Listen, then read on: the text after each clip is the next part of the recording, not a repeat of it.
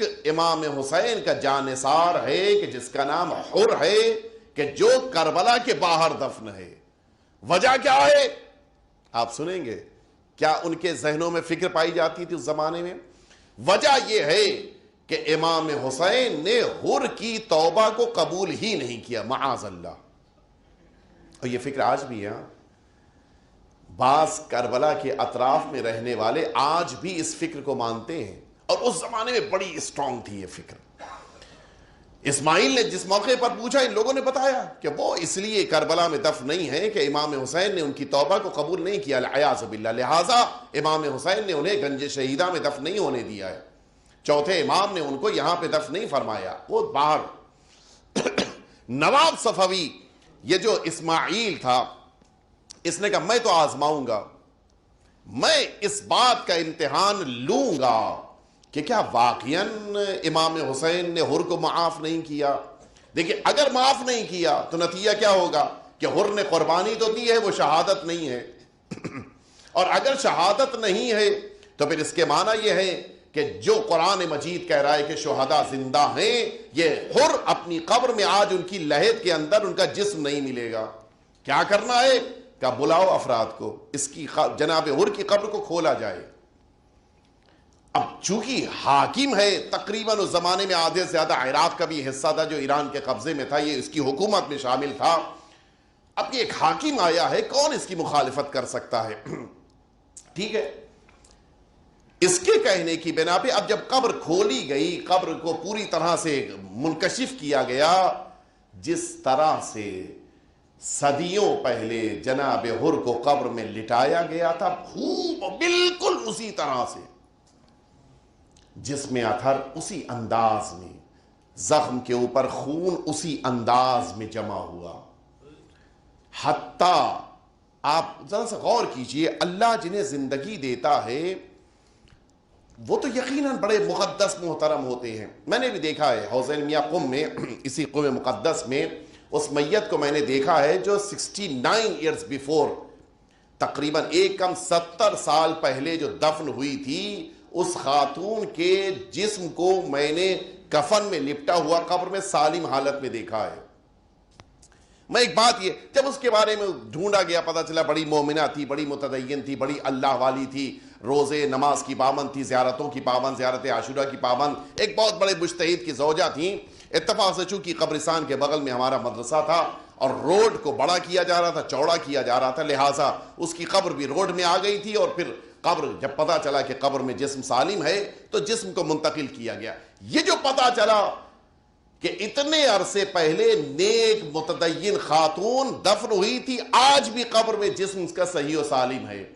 میں ایک بات آپ سے پوچھنا چاہتا ہوں، اس کا چہرہ سالم ہے اس لیے کہ مثلاً اس نے چہرے سے سجدہ کیا تھا، ہاتھ سالم ہیں اس لیے کہ اس نے مثلاً ہاتھ سے ماتم کیا تھا، پیر سالم ہیں اس لیے کہ اللہ کی چیریٹی کرنے کے لیے انہی پیروں سے گئی تھی، اس کا بدن سالم ہے، یہ تو صحیح ہے، لیکن اس کے کفن نے کون سی خدمت کی تھی؟ آپ بتائیں، کفن نے کوئی خدمت کی تھی؟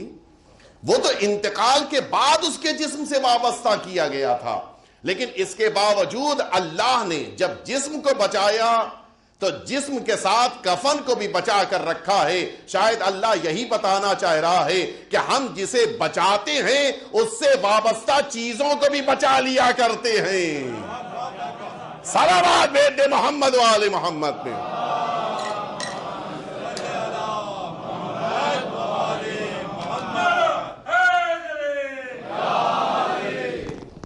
حقیقت یہ ہے کہ پروردگار عالم جناب حر کو بھی زندگی دے رہا ہے۔ جناب حر کی جب قبر کھولی گئی تو پوری طرح سے بدن سالم، قبر کے اندر جسم رکھا ہوا، زخم بھی ایسے کہ بالکل تازے۔ صفوی نواب نے جب یہ دیکھا کہ قبر کھل گئی تو اب تو یقین ہو گیا، اس نے سب کو منع کیا کہ آج کے بعد کوئی یہ نہیں کہے گا کہ جناب حر کو امام حسین نے قبول نہیں کیا۔ لیکن اب جب قبر دوبارہ بند کی جانے لگی تو اس کو اچانک نظر پڑی، اس نے کہا کہ جناب حر کی پیشانی پہ ایک رومال بندھا ہوا ہے، اس رومال کو کھول کے مجھے دے دو، میں چاہتا ہوں کہ اس رومال کو اپنی قبر میں لے کر جاؤں۔ لکھا ہے تاریخ میں، جیسے ہی وہ رومال کھولا گیا، کھول کے اس نواب کو دیا گیا، اور وہاں پیشانی پر جہاں پہ زخم تھا اس سے خون ابلنے لگا۔ یہ واقعہ ہے 935 کا۔ واقعات کربلا کو گزرے ہوئے تقریباً 850 سال ہو رہے تھے، اس کے باوجود خون ابلنے لگا۔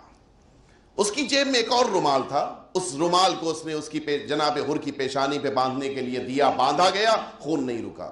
جتنے لوگ وہاں موجود تھے سب نے اپنے اپنے رومال دیے کہ باندھ دیا جائے، خون نہیں رکا۔ کب رکا؟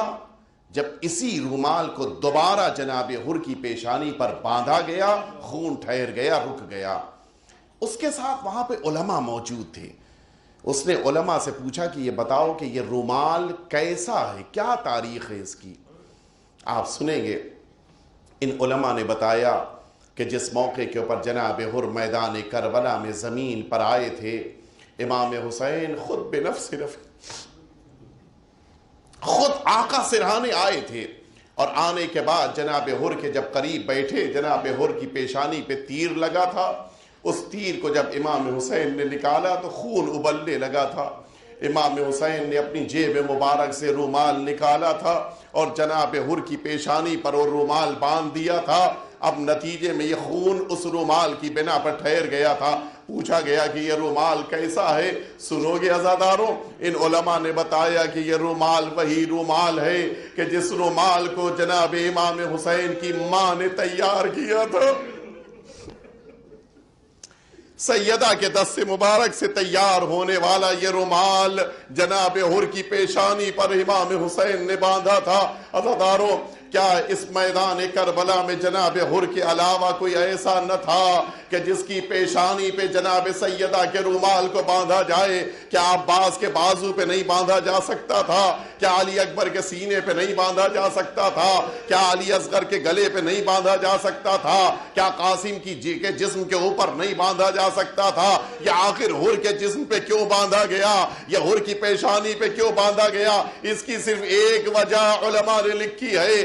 جب یہ قافلہ کربلا کی طرف آ رہا تھا اور راستے میں حر نے لجام فرس حسین کو پکڑ لیا تھا اور یہ جملہ کہا تھا کہ اب حسین اس سے آگے آپ نہیں جا سکتے ہیں، حسین نے اس موقع کے اوپر فرمایا تھا ثقلتک امک یا حر، اے حر تمہاری ماں تمہارے لیے فرش عزا بچھائے۔ یہی وہ موقع تھا۔ حر نے پلٹ کے کہا تھا آقا اگر آپ کی ماں خاتون جنت نہ ہوتی، یہی جملہ میں آپ کے بارے میں بھی کہہ دیتا۔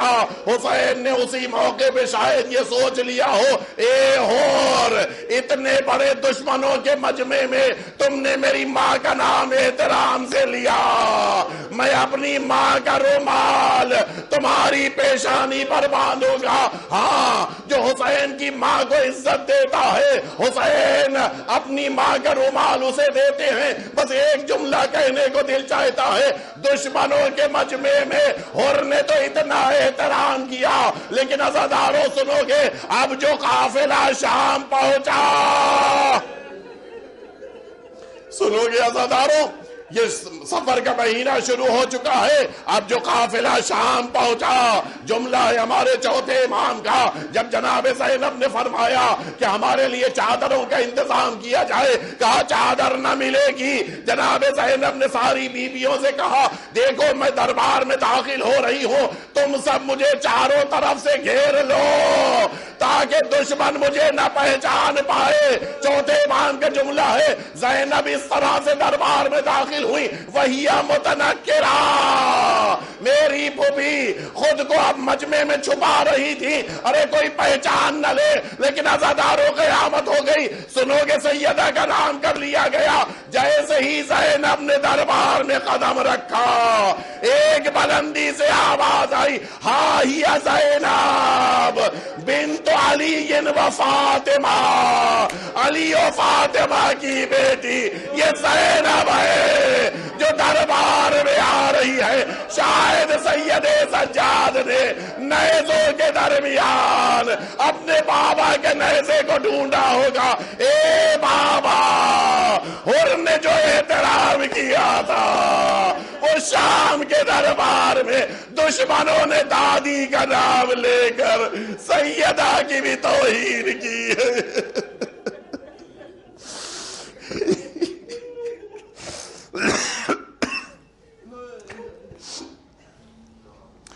الا لعنت اللہ علی القوم الظالمین وسیعلم الذین ظلموا ای منقلب ینقلبون الہی بحق الزہرا وابیہا وبعلہا وبنیہا والسر المستودع فیہا ان تصلی علی محمد وآل محمد. پروردگار تیری بارگاہ میں بہترین دعا ہے، ہم سب کے والی وارث ہمارے امام کے ظہور میں تعجیل فرما.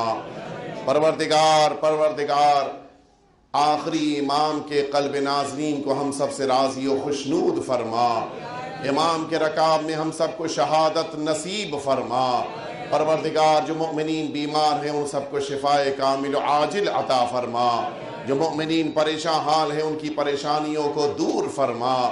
پروردگار اس فرش عزا پہ آ کے بیٹھنے والے ان مؤمنین کی مشکلات کو حل فرما. پروردگار ہمارے والدین اگر باحیات ہوں تو خدمت کی توفیق عنایت فرما. اگر والدین اس دنیا سے اٹھ گئے ہوں جوار اہل بیت اطہار میں جگہ عنایت فرما. پروردگار امام حسین کی اس مجلس کے لیے خدمت کرنے والے، فرش عزا بچھانے والے، تورک کا اہتمام کرنے والے، ذکر کرنے والے، آنسو بہانے والے، نوحہ پڑھنے والے ان تمام مؤمنین کی توفیقات میں اضافہ فرما. پروردگار ہم سب کو اس دنیا میں امام حسین کی زیارت اور میدان محشر میں شفاعت نصیب فرما. پروردگار جناب زینب اور جناب سکینہ کے روضوں کی حفاظت فرما. ان مقدس بارگاہوں کی زیارت نصیب فرما. ربنا تقبل منا انک انت السمیع العلیم. التماس ہے ایک دفعہ